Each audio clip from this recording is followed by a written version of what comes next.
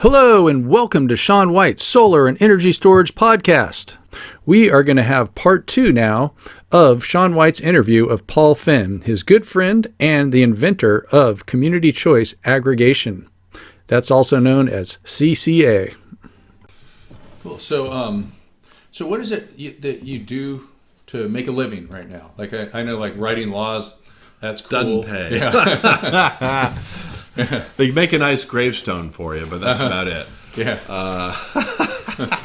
No, I work with Local Power as an LLC based in Massachusetts, and we work for in a variety of ways. We have worked for many years as a consultant to municipalities and to CCAs, which are sometimes multi-municipality agencies that combine regionally or within a county.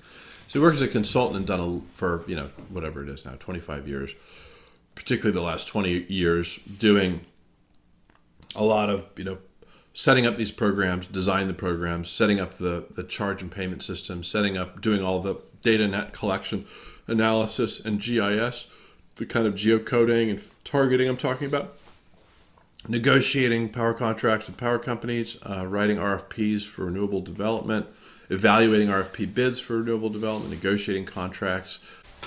State governments like New York State, where we advise the state regulator, the Public Service Commission, on their process for creating rules for community choice aggregation, and specifically being hired by the New York State Research and Development Authority. That's the New York State Energy Research and Development Authority, NYSERDA, to create what was called a CCA toolkit, and that was trying to assist municipalities that are implementing CCAs to develop local resources, microgrids, and these more so-called advanced energy due to the mandates in that state to enhance local resilience and decarbonize, since they've had these terrible hurricanes, and the governor made it into a big priority. So we work for NYSERDA, and then we're also sometimes serve on various advisory councils to help the states think through this stuff through.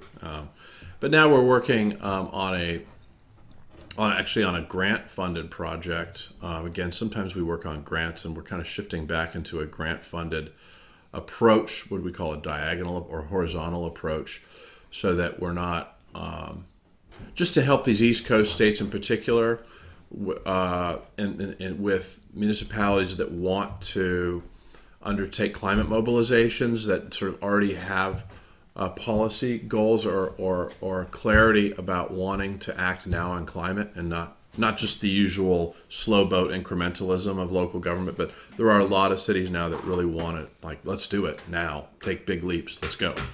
And let's transform our energy supply.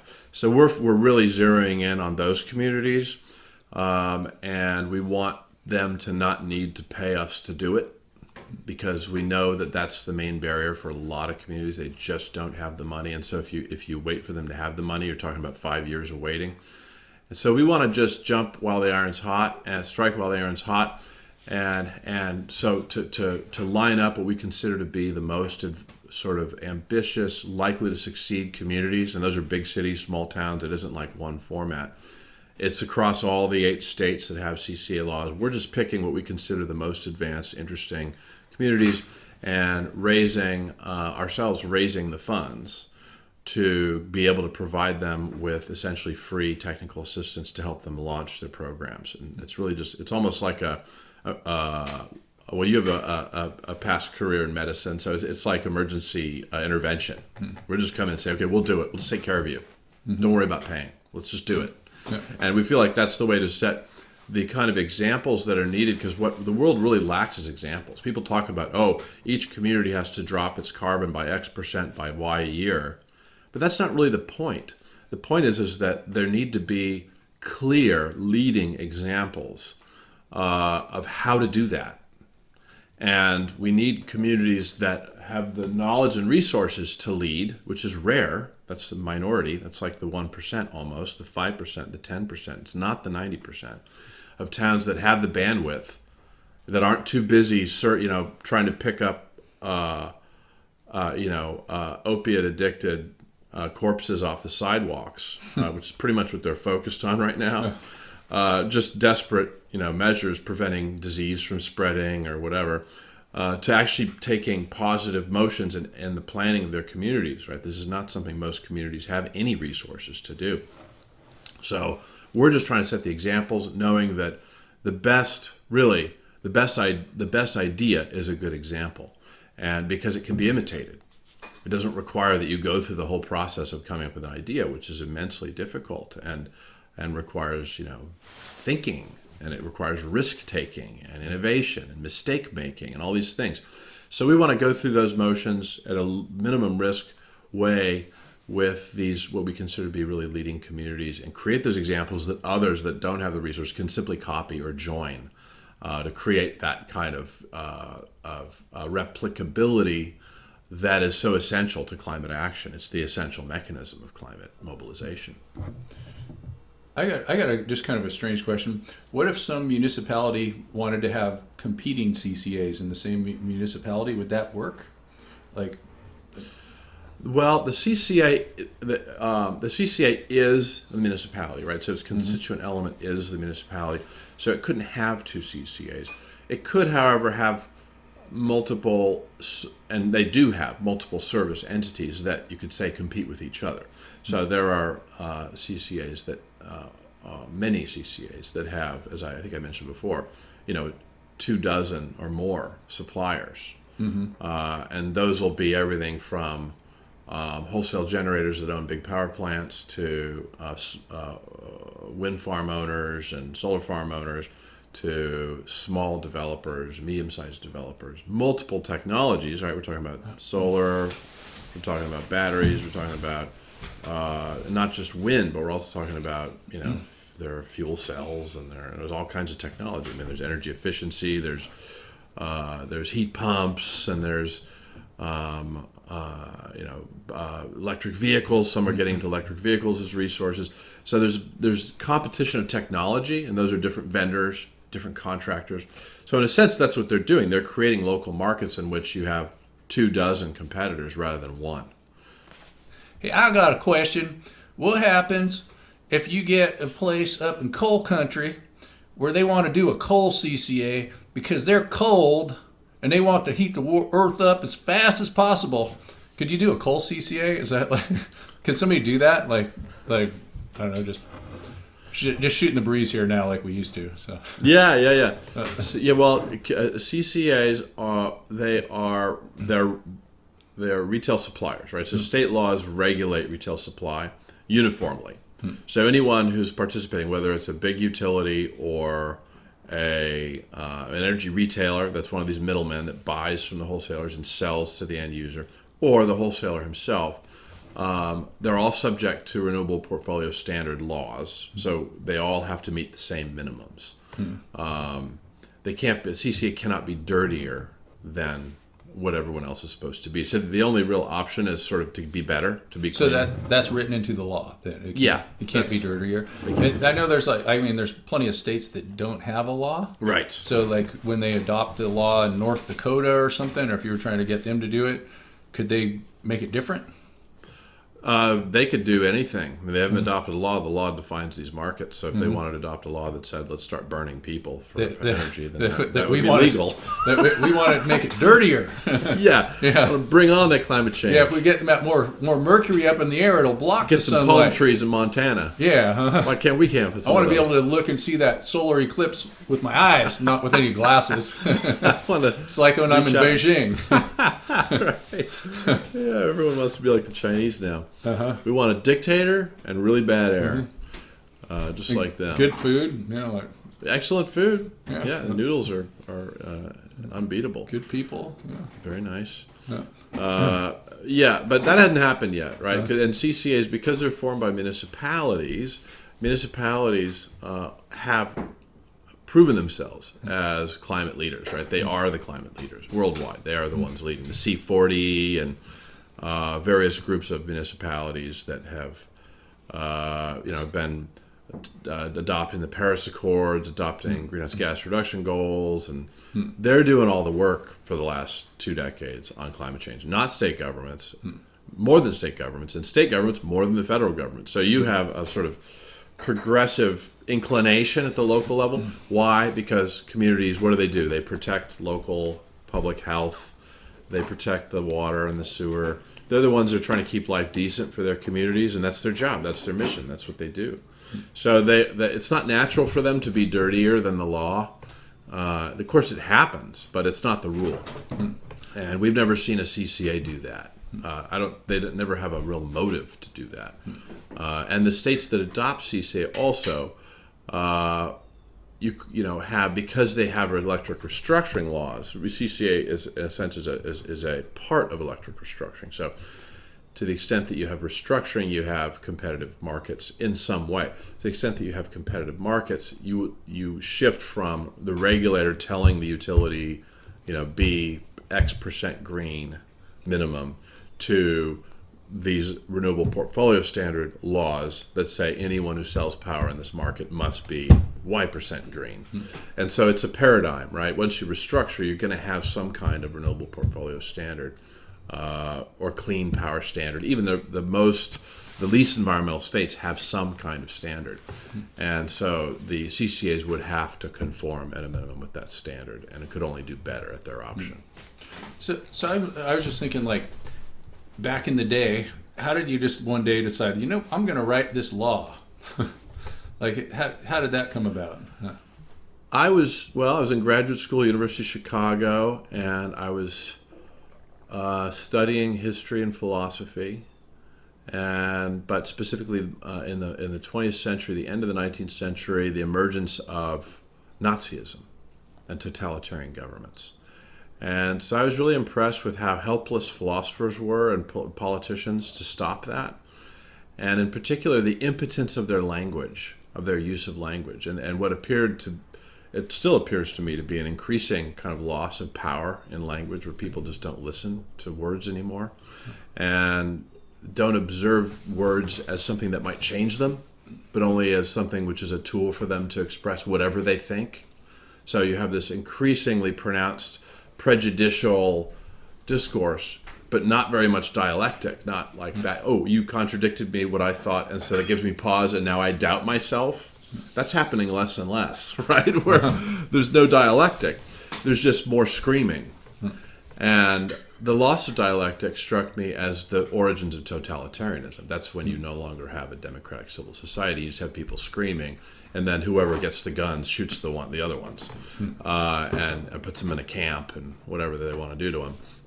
And so I was concerned with that, essentially, that what's happening, why is this happening? And there's a whole gigantic category of philosophy that's concerned just with that question. And I was studying that work, but also the political side, not just philosophy, but the historical political side.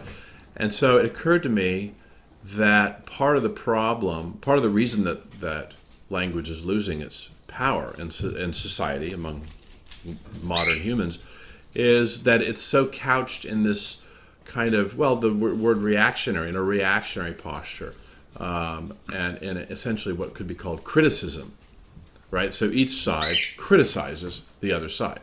So instead of dialectics, you just have sort of like hurling missiles at each other, And so you get the left missile, you get the right missile, and occasionally they score. They hit a building, tower collapses, and everyone, yay!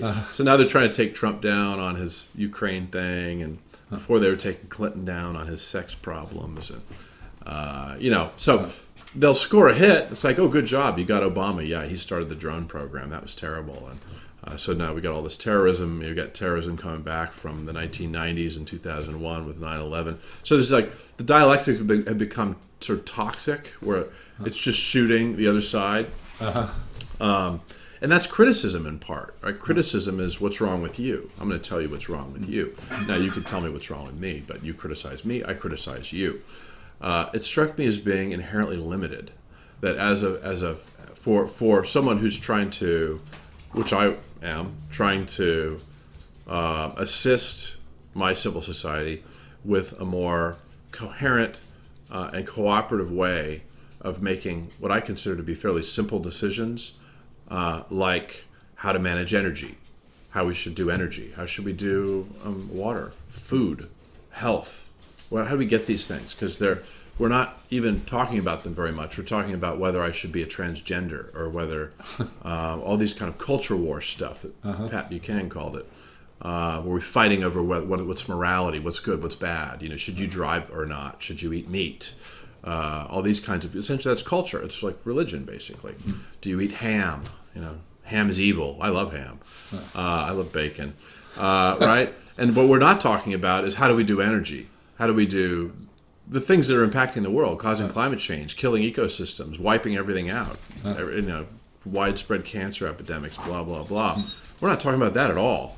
So how do we refocus on what we actually need to live well and survive and be well and all that and be stable and stop fighting wars all the time? Because we're more stable, we're not so dependent on oil from 10,000 miles away, for example, that we need to deal with this stuff, number one.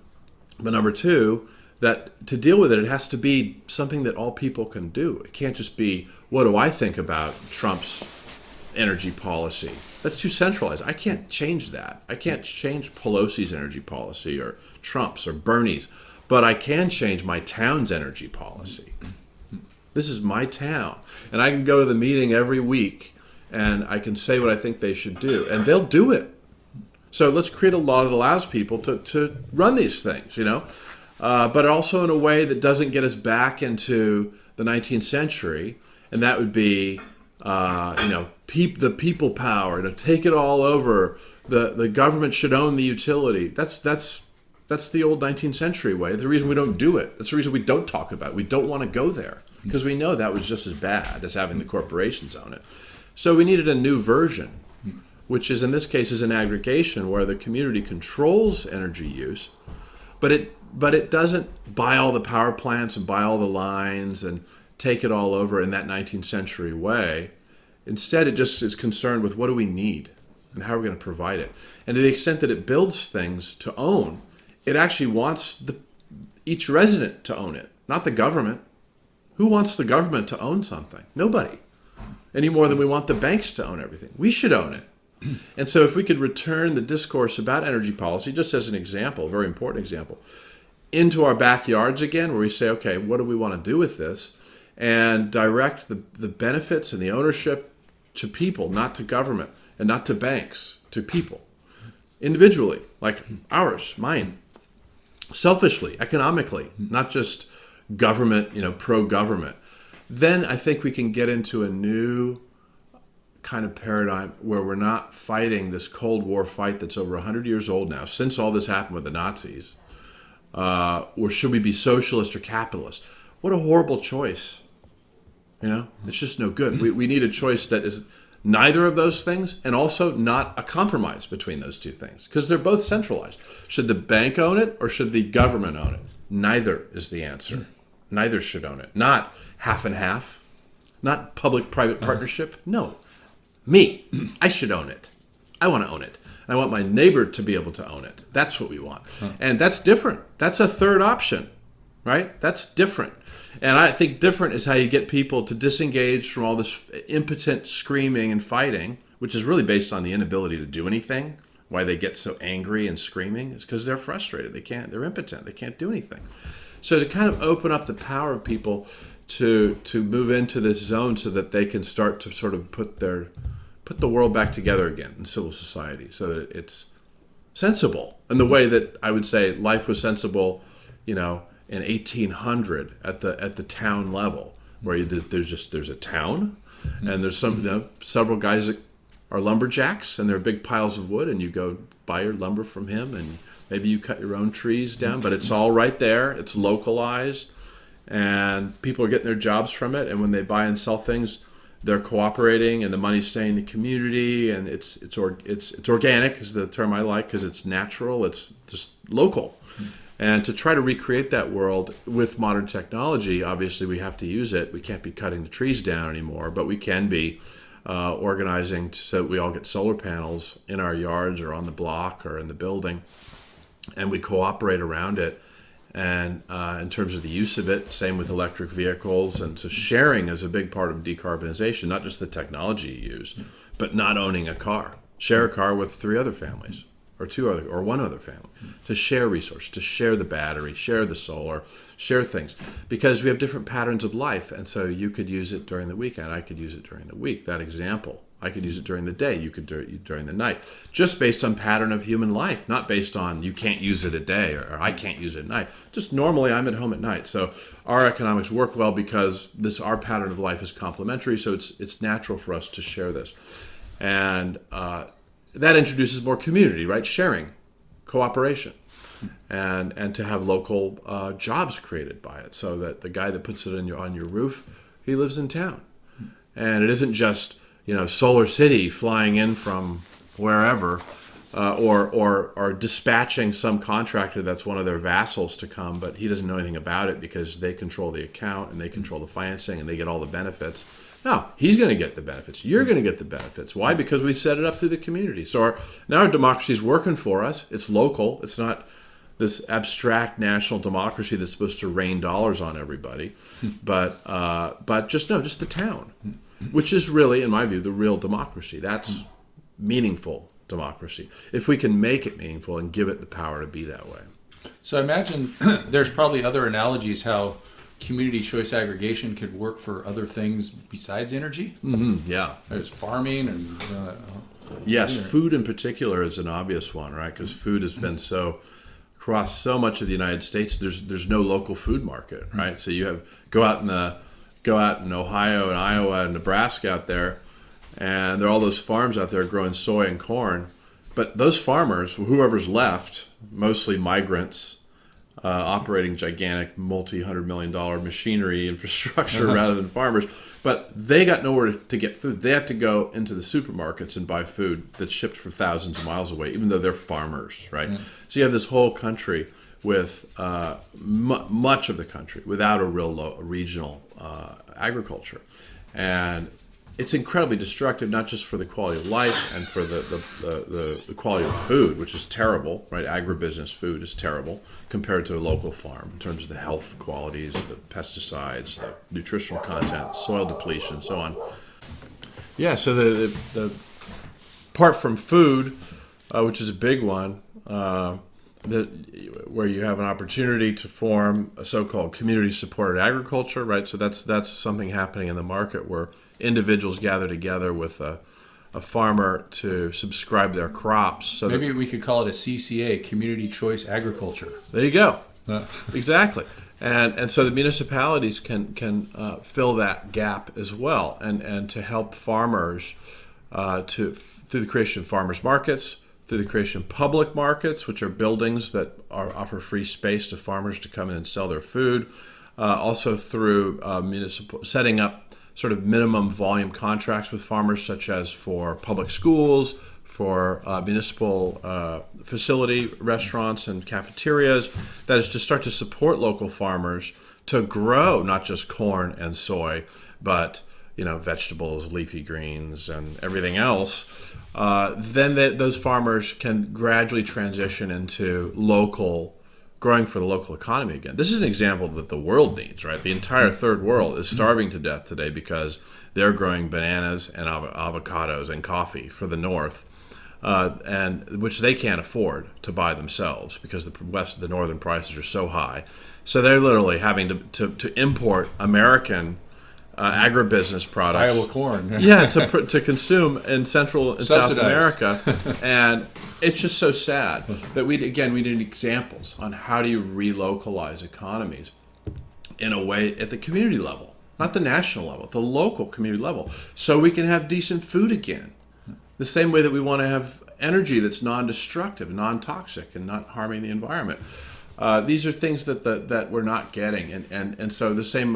Just to shift from food to another subject, obviously healthcare is a big one because the healthcare industry is so comparable. And you and I you engaged me in some healthcare discussions years ago about the sort of comparisons between the energy crisis and the health crisis because they are so similar. You have essentially these centralized pills and surgery model of health, backed by the insurance industry, that control the definition of health and control access to health and define what health is. It isn't just that many people don't have health insurance. It's that the kind of health care that we receive is pills and surgery, and that itself is destructive.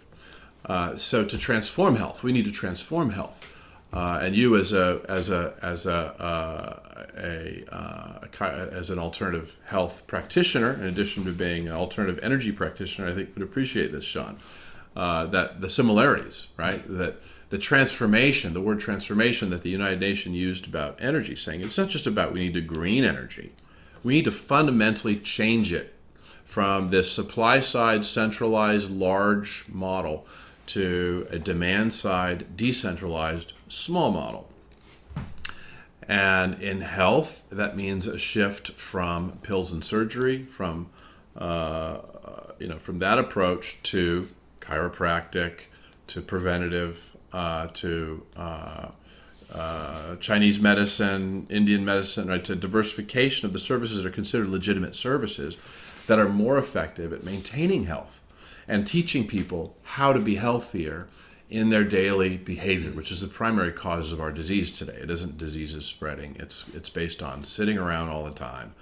And pretty much everyone's sitting around all the time. And it probably is related to energy, especially if you live next to a coal plant. Of course. Related to agriculture. There are multiple overlaps there, right? Yeah, So like it's definitely true. Eating at Jack in the Box next to a coal plant. Yeah. Or if you're living in urban areas and you got all the semi-trucks going through the ports and all the diesel generators everywhere and all the peaker plants and burning kerosene. And so all the disadvantaged communities, historically disadvantaged communities, who are being systematically killed with asthma, cancer, etc., by all that combustion going on. So there's a crossover between health and energy, and obviously food as well is a massive energy user, right? And when people talk about how the cattle industry is a huge emitter, what they don't really mention is that most of the emissions don't come from the cows. They come from refrigeration and transportation.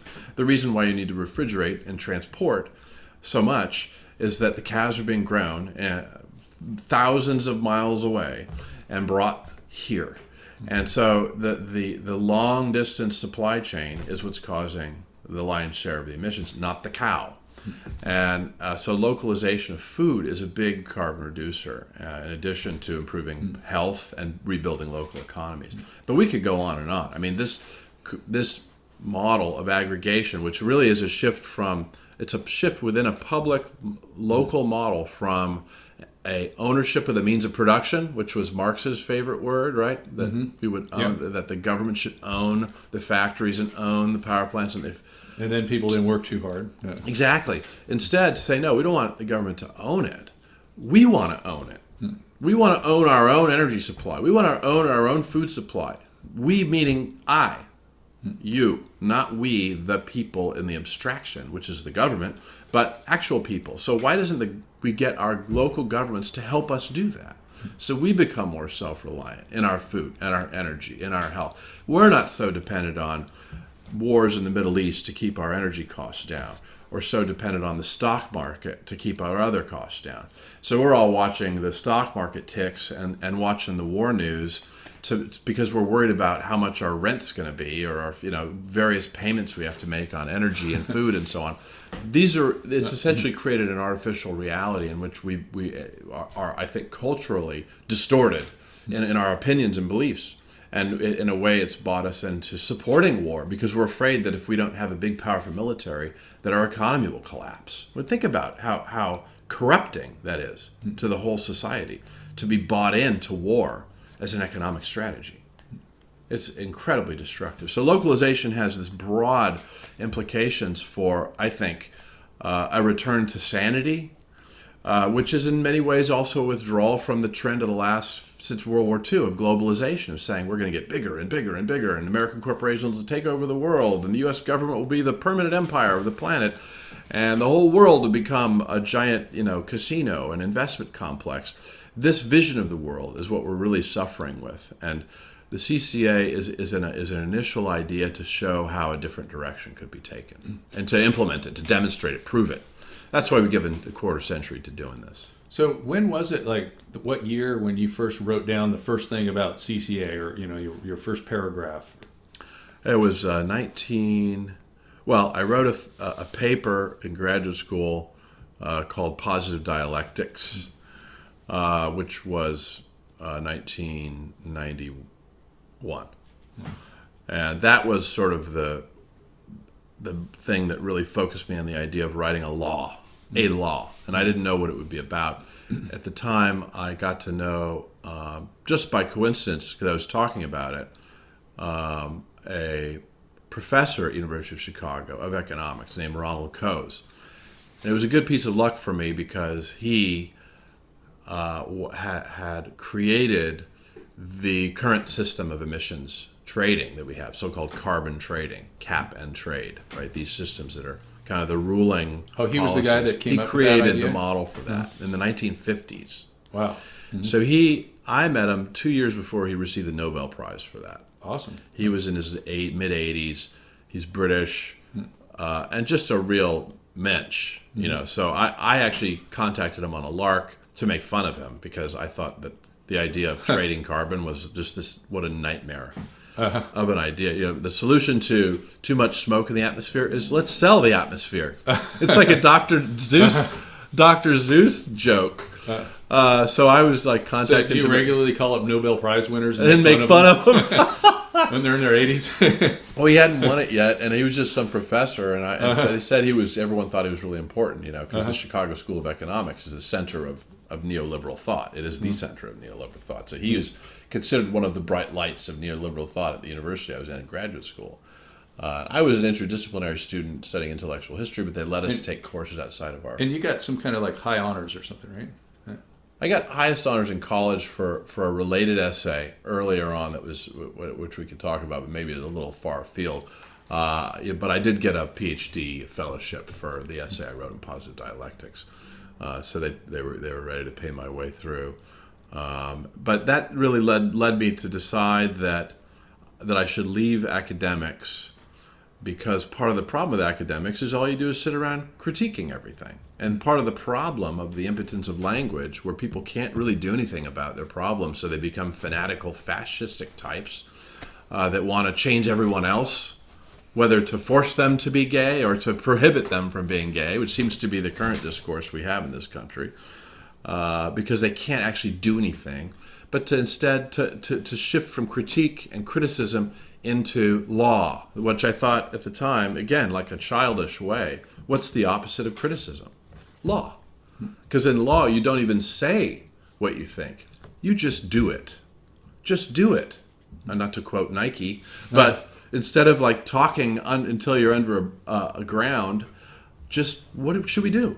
And then put it in law, so you're not just telling other people to do it. Put it in law, try to get the law passed. So the law allows what we should do. And the CCA does that, right? And so Ronald Coase's idea about carbon trading gave me a criterion for my law. So the first idea was just to write a law. I had no idea about what.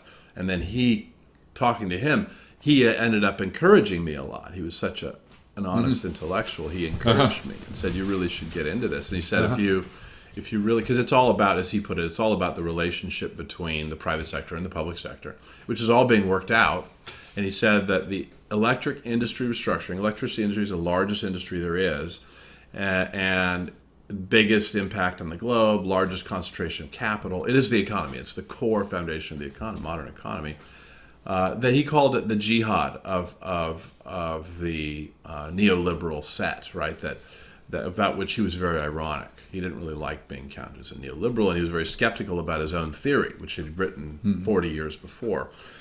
So he said, that the real jihad is electric industry restructuring. How that is resolved will define the new economy.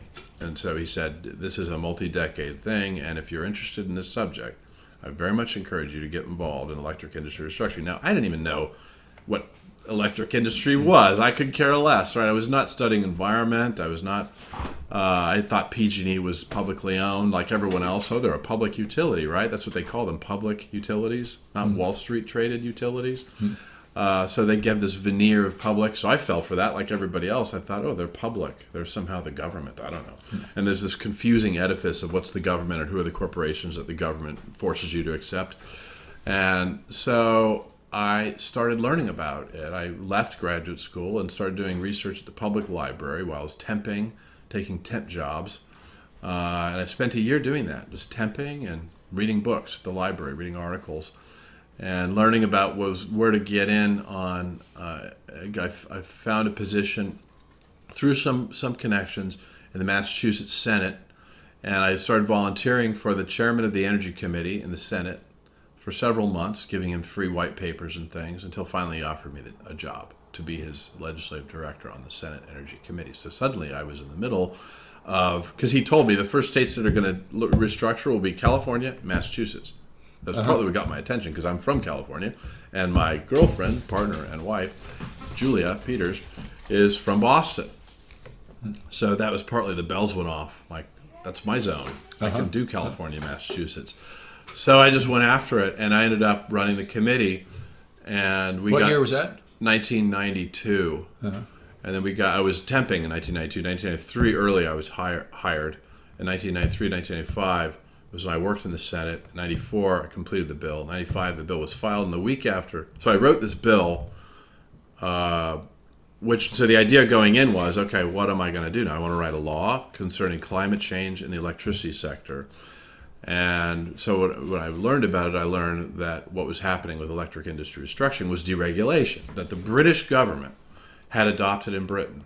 And the British government, this is Margaret Thatcher's government, was actively promoting their model in the United States. And they're doing it through Harvard University and Stanford University. Part of the reasons why California and Massachusetts were first was the British government was going bi-coastal through the most elite universities to promote this policy.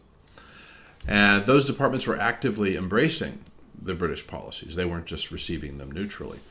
And so I immediately was in contact with all these British people and Harvard and Stanford people promoting their ideas, and realized what this was. This is a law to, because Thatcher had used those laws to break the unions, right? So it was a neoliberal law saying just get rid of the state and just let the market take over energy and just leave it up to the market. Have just like everything else, like telecommunications, just choose your provider. Doesn't matter who it is, choose your provider. So I thought, okay, so that's what they're up to. And my original idea of writing a law was to write a law that presents an alternative, again, to the little guy who's so angry and frustrated and can't do anything, an alternative to that, some other alternative. And namely that it be based in, as I thought about it, in local democracy, municipal democracy.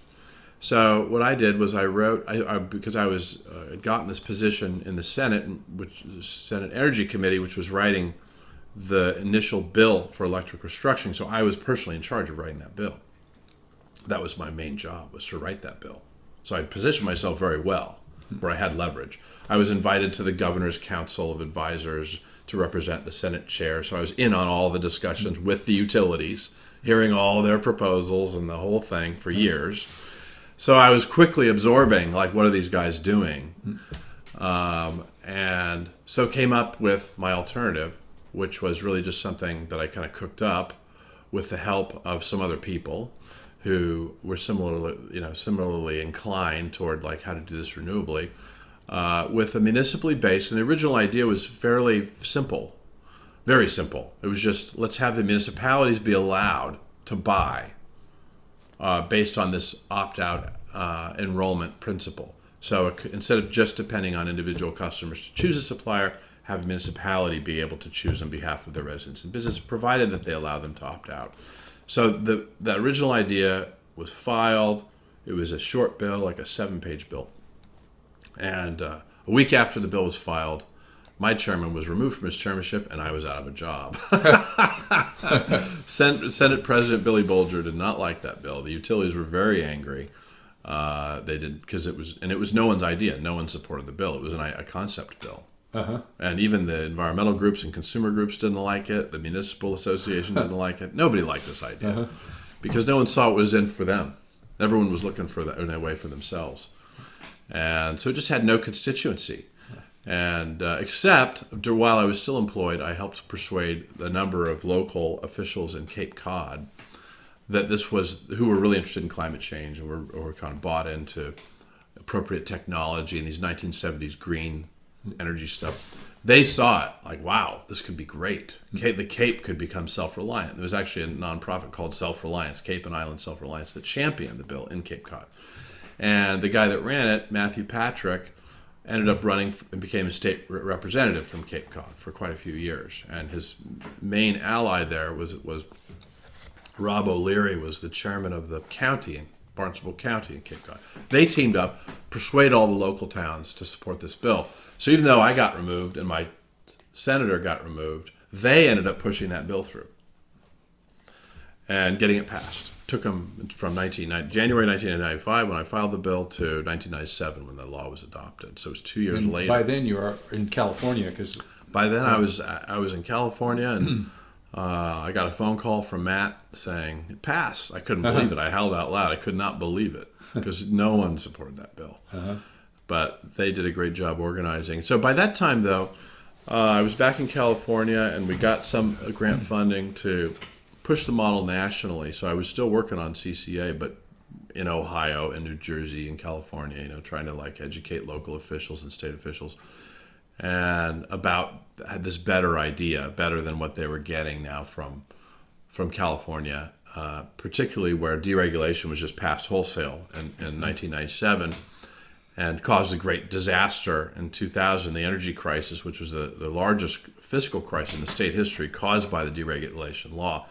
That reopened the window in California to change the law, and that's how I got the law adopted in California. By then, though, I'd learned from just how limited the original idea was of just buying from the market, of the municipalities becoming buyers, that it led them into a very limited universe of just buying renewable energy credits and otherwise staying in the normal grid supply and maybe getting good discounts for customers, and they all got big savings.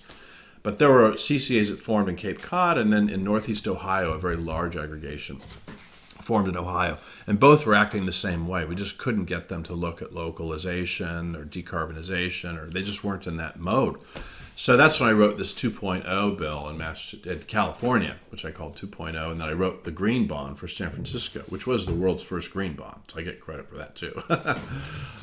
Green bond's now a $200 billion a year market worldwide. Explain what a green bond is.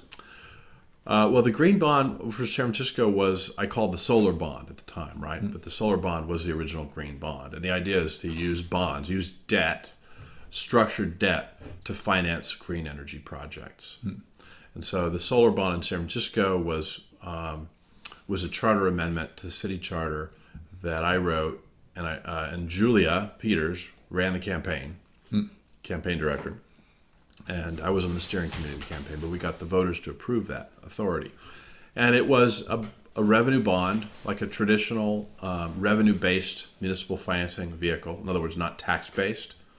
So they can't tax people to pay the bond. They can't raise taxes to pay the bond. They only can pay the bond based upon a project's generated revenue. This is how bridges are built. For example, toll bridges. So the tolls pay for the debt that was issued to build the bridge. It takes that model and says, okay, a CCA generates revenue. If there are marginal savings based on the lower prices from the market, which they were all getting, then those savings could be recommitted to investments, and debt could be issued to build local infrastructure, renewable energy, local renewables, energy efficiency, and it included the private sector and the public sector. So the municipality could issue revenue bonds to finance solar on your roof. And at the time, that was sort of the original idea of how to expand to CCA 2.0. There was another shift also of the CCA model in California to have the CCAs, instead of going to the middlemen, the so-called retail energy providers, who are really buyers and sellers, the financial entities that put up credit and collateral to a wholesaler and then sign contracts with users and then arrange for transmission of power with the local grid operators, and then they ink a deal and it's over. They're just financial middlemen that make that happen. So instead in California, we had the CCAs go direct to wholesale, bypass the retailer. That way, they're in the driver's seat. When you go to a retailer, it's like going to a gas station. There's a sign with 3 numbers on it, and you get to pick regular, premium, whatever. And you pay that price based on the time of the year, the time of the day, the nature of your energy use and load, the shape of your load, and so on. But it's pretty standardized, and you don't see all the parts of the supply. You can't see, oh, there's a wind farm over there, there's a gas generator plant over there, there's a solar here, there's a battery there. You have no idea. They just say you're X% renewable and you're going to pay Y cents a kilowatt hour average, and you can break it down under your rate schedule. So instead, the CCAs are going straight to wholesale, meaning instead of having one retailer that bundles a bunch of suppliers, the CCA directly contracts with, as I said, 24, in some cases over 30 or 40 different suppliers. And so by doing that, number one, they are able to, they have all the data in their own computer screen, so they can see what they're doing. They can see what the cost centers are. What are the high cost centers, low cost centers? How do we reduce cost, right, is the whole trick to managing energy and managing the energy transition in particular, because transitions cost. And so if you can manage costs effectively, then you can transition with lower costs. And so to be able to break the supply up into pieces, in addition to financing, because the financing lowers the cost of capital and makes the CCA or the municipality fully in charge of its financing rather than having an outside bank or someone that's taken money out of it based on the tax credit. In this case, they're tax-exempt bonds or otherwise, but the CCA is in charge of its own finance. It's also in charge of its own toll collection agency, right? So it has both ends of the cycle under its control. It's not outsourcing it. And then it has direct control and knowledge of its supplies, so it can manage the transition at a lower cost. And when it eliminates things like we were talking about earlier, the capacity charges, which are maximum requirement in different seasons, the capacity tags or capacity charges, they can undertake load reform to target the loads that cause those peaks, smooth out the load, drop all the costs for everybody else. There are immense savings to be achieved through doing that. And so the transitions is softened to lower carbon resource, but then also by enrolling and listing, this is really our focus, particularly now because it's sort of the hardest thing to do for CCAs, to enlist customers as investors and get them investing in their own solar, their own resources, whether on their own property or on rented property or on multi-residential property or multi-commercial. But to get the development happening and the local investment happening, that adds more money in. So it's not just the zero-sum game of the conventional utility monthly bill wallet. Now it's that bill wallet plus new money in. I buy my own car. Everyone buys their own car. What if I buy an electric vehicle? Okay, I bought an electric vehicle. What if that electric vehicle is set up to support my solar panels? Now that's... We're on a farm. What if that resource is available as storage? Now, this is something that needs to happen now, right? It hasn't happened now because the car companies are sort of stalling. They don't want reverse port configurations, but there are some that are piloting that, right? So municipalities can organize fleet procurement and they can leverage reverse port configurations, right? That's what they do. They can renegotiate or refinance a warranty. They could buy a bunch of non-reverse port cars, rewire them, violate the warranty, and refinance a new warranty. Just do that, right? We need to leapfrog these problems that are just essentially market problems. They're not technical problems. Any electric car can provide you with more battery power than a Tesla wall. And so why not? Why have an electric car and a Tesla wall? It makes no sense. And to the extent that we're talking about the flexible use, that reduces the cost of the storage component of solar.